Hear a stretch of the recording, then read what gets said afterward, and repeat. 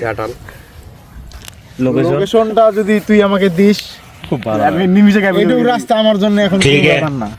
এই চাটাল তো বুঝতে পারবো ওই চাটাল হইলো 2-3 কিলো হবে মনে কর, এটা কোনো বিষয় হইলো নাকি? রাস্তার ওই পার আর এই পার তো নাকি সারা রাত হাঁটি বেড়াই।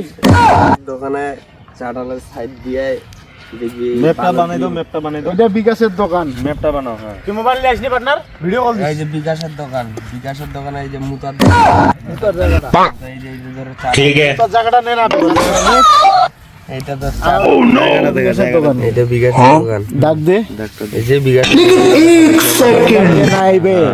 আর কোনটা মুতার এই জায়গা? যে এটা মুতার জায়গাটা ঘেরা মুতার জায়গাটা এরকম কেন? এরকম করিয়া তো ঘেরাবে ওইটাকে গোল করিয়া ঘেরা দেবো একটু কোনা চিয়া আছে না? এদিকে রাস্তা হ্যাঁ ধর এই যে কোনা ঝিয়া আছে এটা আমার চাটার মিলটা কই? চাচার মিলটা মিলের সাথে মিলের সাথে সাথ নাই তোর মুতার দোকানটা হইলো কোনটা একদম এটা চাটালের শেষ সীমা ওই যে আম গাছের কোনটা? আরে না মাদা আমি কিন্তু এখন আর কব না, কিন্তু এখন সাউগা শয়তান আমি সত্যি বুঝা পাই না, আল্লাহর কসম। আরেকবার দেখো লোকেশন বাদ এমনিতে মুখে বল। দাঁড়া, এই যে বিকাশের দোকানটা নাকি? হ্যাঁ বিকাশের দোকানটার এটাই সীমানাটা, দোকানটা গলিটা চাটালত যাওয়ার নাকি? হ্যাঁ রাস্তাটা শর্টকাট পিছাবি কেন? শর্টকাট আমিও মুছছিলাম।